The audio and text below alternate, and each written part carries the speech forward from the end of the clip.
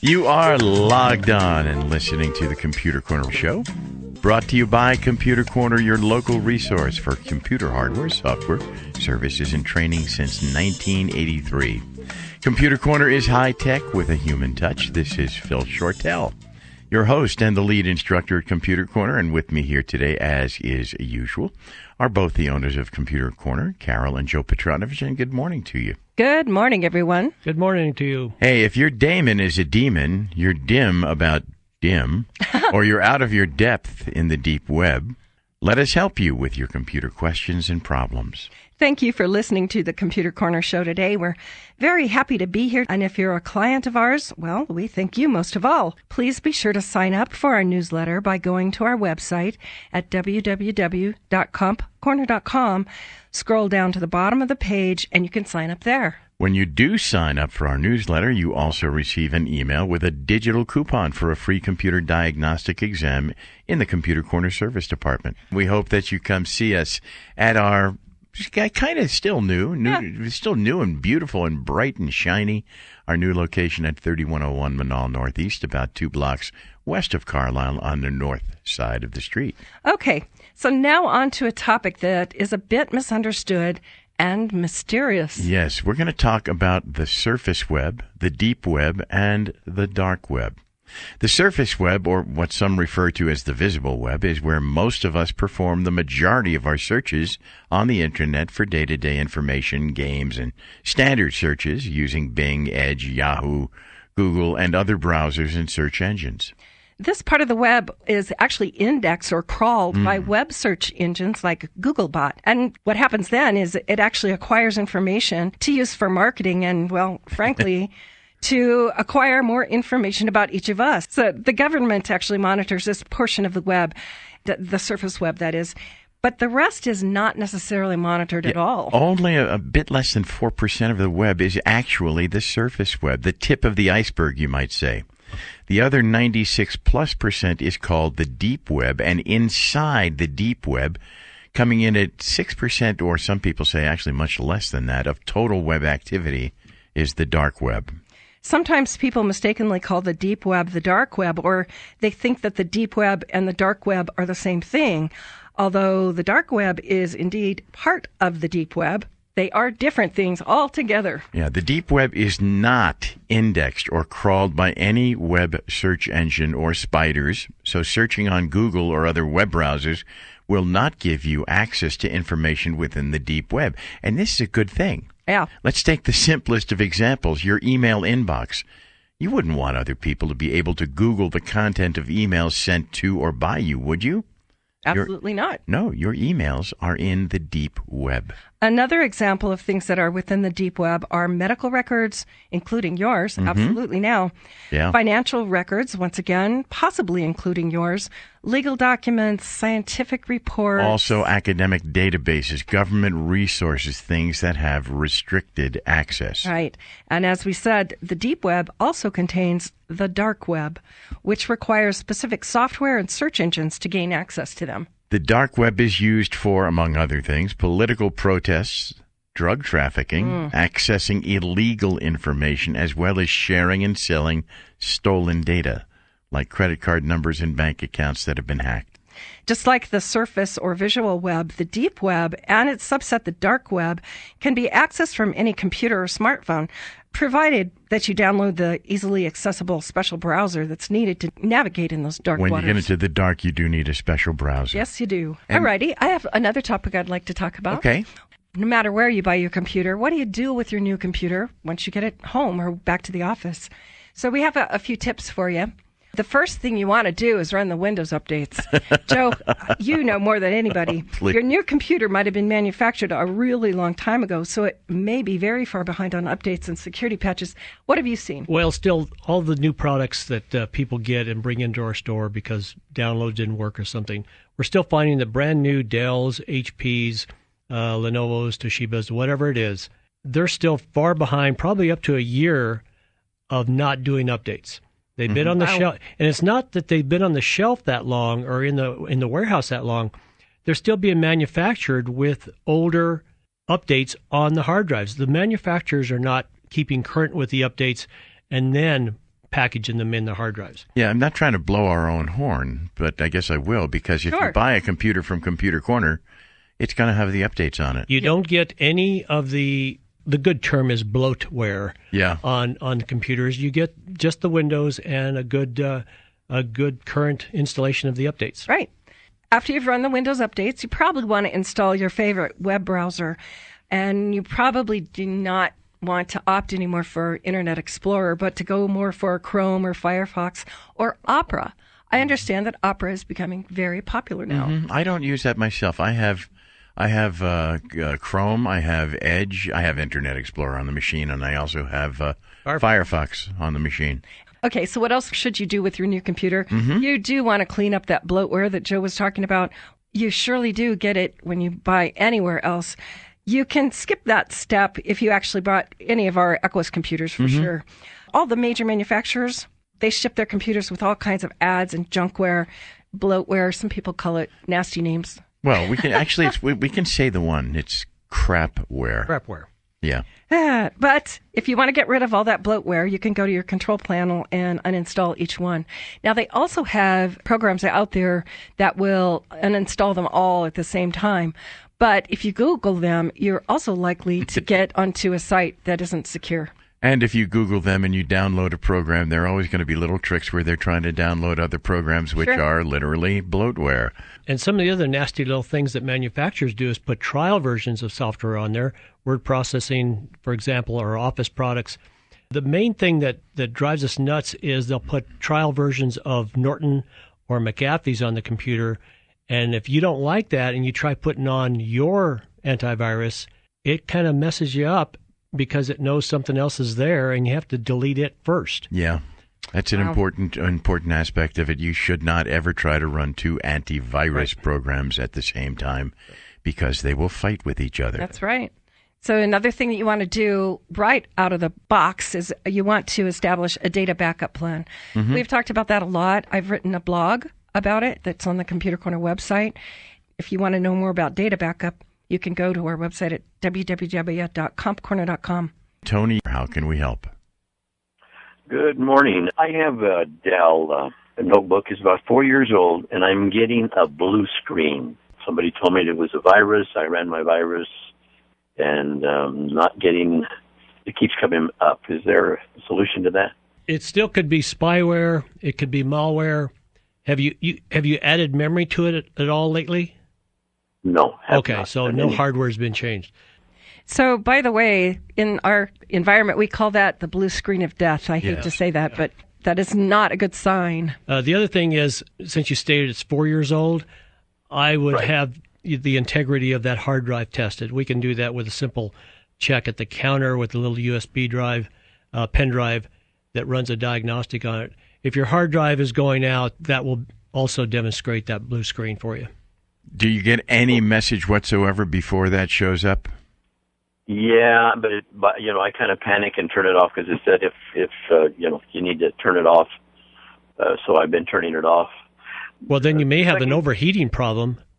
I do have a fan on the bottom of it. Mm-hmm. In reference to that, I can take this by and have you look at it because we're looking to switch. We have 3 machines that are about the same age. They're also Dell. The other 2 are not laptops. They're just the desk. Question, we're in 7 now. Mm-hmm. We keep hearing all kinds of things about 10. So we're kind of locked into getting 10. On a new computer, that is your only option right now, is to get Windows 10. Now, if you're very happy with 7 and your business runs well on 7, I might throw out that we still have a lot of refurbished machines for sale with 7 on them, higher power CPUs, a lot of memory, big hard drives.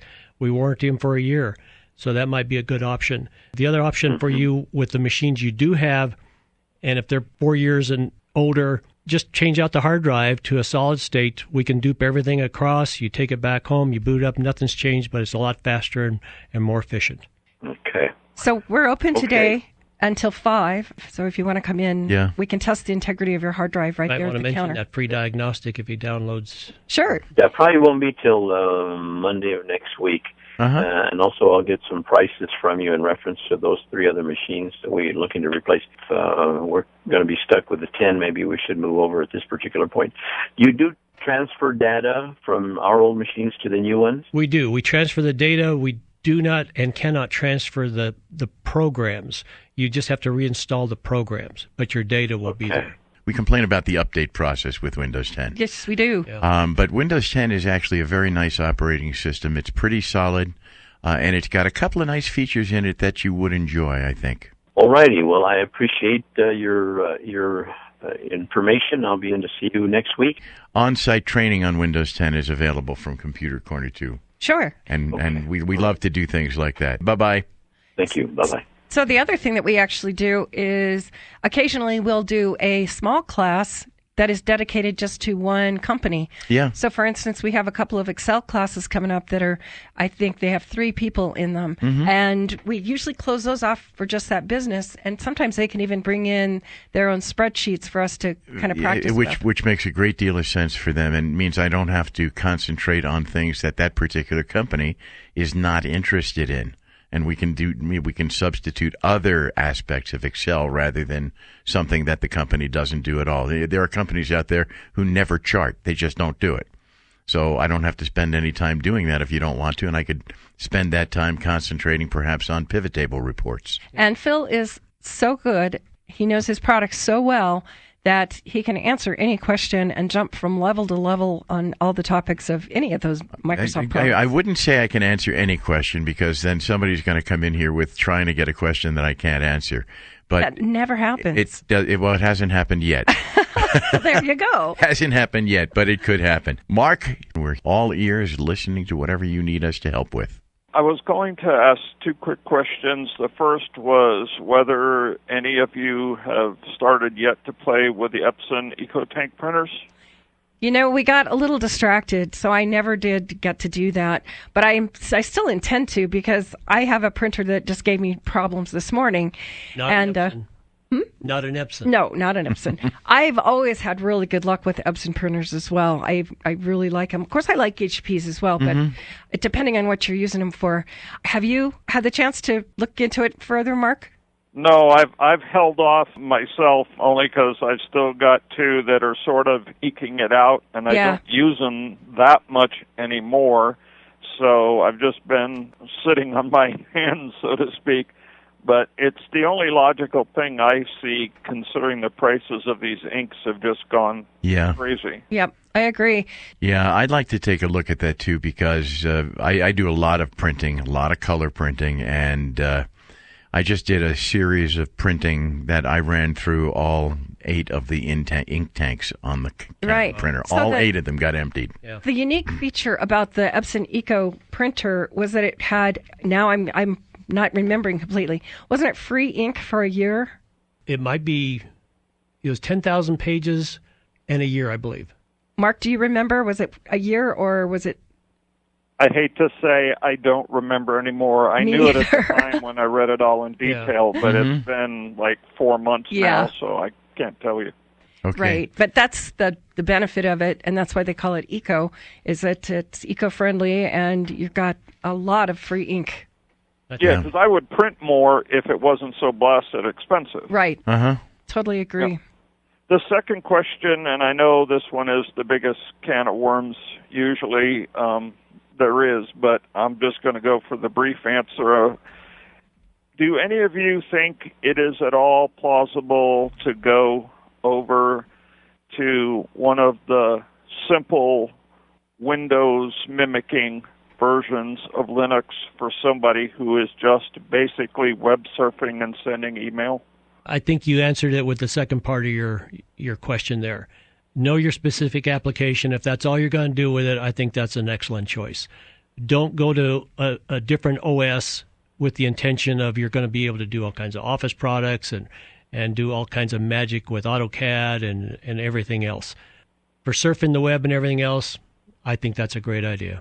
Yeah, because Windows has cost me personally a fair amount of money in the last couple of years, and it just does not seem to be getting better. Well, we're not going to argue completely with you on that. That's for sure.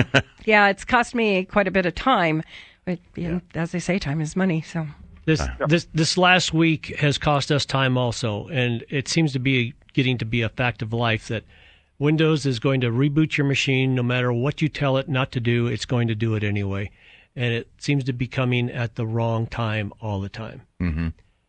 Yeah, and it seems to be even if you go through all of the steps that anyone has, it's still managing to do it somehow. Correct.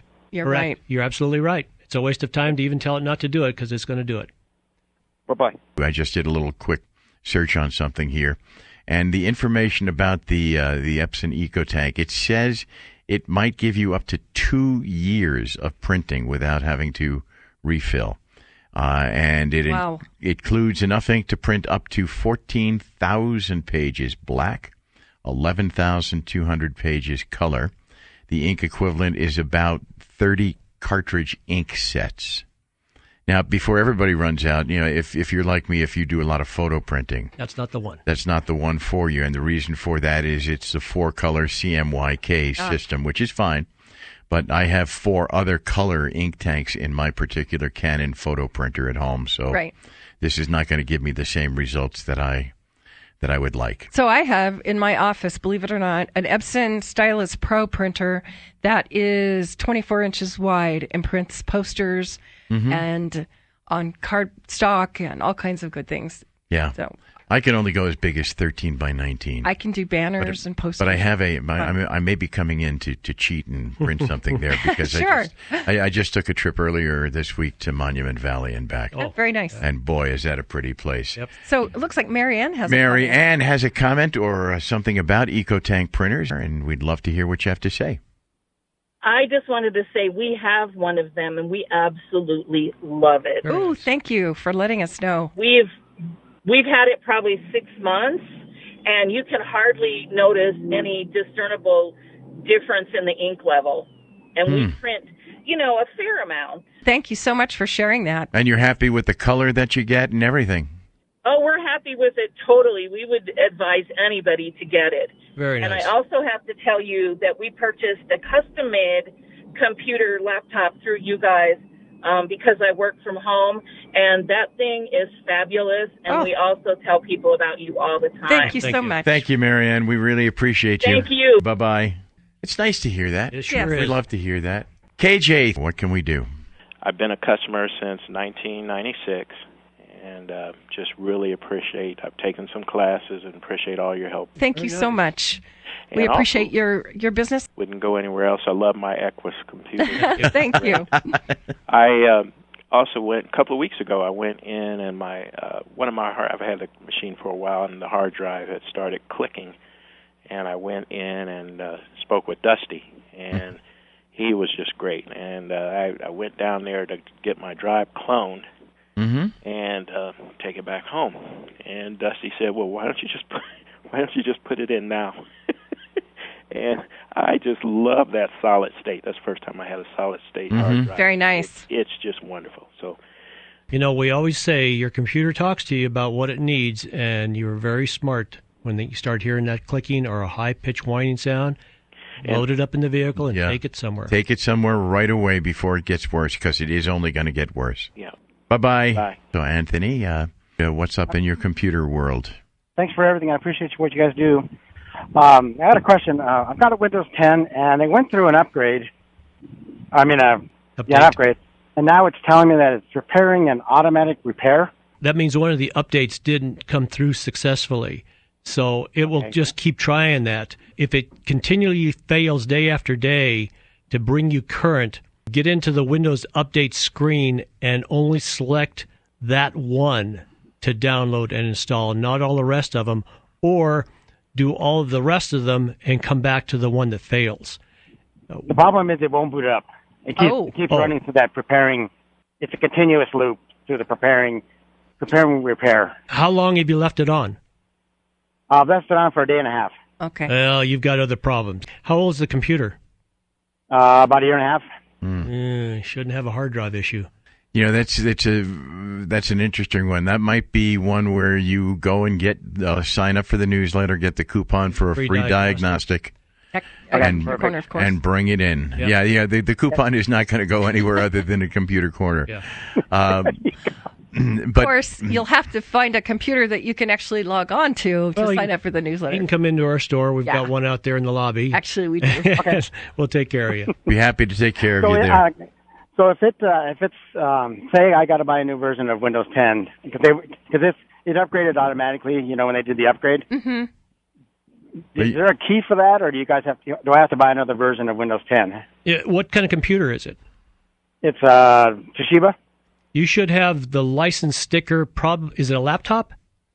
It's a laptop. You should probably the Windows sticker and the activation code should be underneath the battery when you take it out. Okay, but it had 7 on. It had 7. Oh, it had 7 before. First started. Oh, and you've gone to the 10 update? Yes. He had no choice. He was one of those folks that it was forced on. Yeah, that's a. Do you care about any of your data? Kind of, but it's got backed up, so it's not a real big deal. Okay. Here's what we can do. We can put 10 on it. You can actually use the Windows 7 activation key because it knows it was being put on the same computer, and Windows 10 will activate. Oh, okay, cool. And then if we do it, we can also then move your data across, and all you have to do is reload your programs. And how much does that cost? Is it a couple hours worth of labor? It's a couple hours of labor. Sometimes it depends how much data you have. So if you don't have a lot, it's not going to be as much. Give the guys a call over there today. They'll walk you through the prices and everything. Mm-hmm. Okay. And what's your turnaround time? Is it pretty quick now? Or It's actually a couple days. Matt, how can we help you today? Yes, hello. I have a quick question for you. I don't think you guys deal with Chromebook all that much, do you? Some. Platform? Yes, a little bit. I mean, you do? We sell the products. Yeah. I guess my question, I don't think it's the Chromebook necessarily, but my printer, when I print in color, it's just not right. The colors look kind of feathered and real, like oversaturated in some areas, and then other areas not so good, kind of undersaturated, so to speak. Are you using the original manufacturer's brand of? Is it ink or is it? Yes, ma'am. It's a Brother printer. I'm not at home right now, so I don't know what the exact Brother it is, model number. But it's a Brother printer, and I always buy the exact ink that it says. Okay. Buy. And it's really been like this ever since I hooked up the Chromebook, to be honest with you, because before that I had just a HP, not HP, I'm sorry, like a IBM compatible computer. I'm kind of old guy, so I use these old terms. Yeah, that's okay. Not used anymore. Are you just printing regular stuff, words and brochures in color, or are you doing photographs? Yes, sir. I do mostly print just in black and white. But when I do print, like my brochures, they're not real high end. They never have been in my industry. I trim trees. It's my business, so I'm printing brochures out that I live with people just so they can see. Sure. What program what my services are. What program are you creating the brochure in? Adobe. Okay. If you're using an Adobe PDF program, here's something for you to try then. Okay. In the Adobe programs, you have a choice when you go to print to say that the printer manages color or Adobe manages color. Oh, all right, okay. and what you should do, and I'm not saying that this is going to fix it, but whichever way it's set, try it the other way and see if that improves the situation. So I also have another idea for you. You can go out to the Brother website and look for a driver for Chrome rather than whatever else you were using, Windows 7 or whatever. See if they have a specific driver for that. Okay, I'll do that. I think somebody else had recommended that, and I'll have to look that one up. But I have a feeling that's probably at least part of the problem right there. Sure. Mm-hmm. So okay, well, thank you so much. Bye, Tom. You're on the air. Thank you. But my question is this: I've currently got a Tower workstation, HP Z210. I've got 8 gigabytes on it. I probably have about a third of it used. I am retired, but I do work on spreadsheets because I'm treasurer for my condominium association. What I was wondering was, is it about time for me to truly consider moving to a laptop for all my operations? It's sort of a personal decision because you're not going to be able to expand that laptop like you can the Z210 workstation, that's for sure. You probably have a pretty nice graphics card in that Z210 as well. So most standard and I use laptops... the Epson HP 620 printer, and I'm very happy with what I get out of it. So most standard laptops, of course, aren't going to have a real fancy video card, but HP also makes mobile workstations where you can get a little more expandability and also whatever video card you want, however much memory you want, and that type of thing. But it's sort of a personal decision. Depends how you're going to be using your computer. There's no clear-cut answer that the data would suggest. It's really, as you say, just what I'm comfortable with. Right. Exactly. Okay. That's all I got. I thank you so much. Thanks, Tom. Okay. Bye-bye. Bye. Hey, the Computer Corner show will be back in 2 weeks. Till then, we hope that you'll think of Computer Corner for all your hardware, software, services, and training needs. Remember, you get more at the corner. Computer Corner. Until that time, mind your bits and bytes. This is Phil. And Carol. And Joe. Wishing you carefree computing. The Computer Corner show is logging off.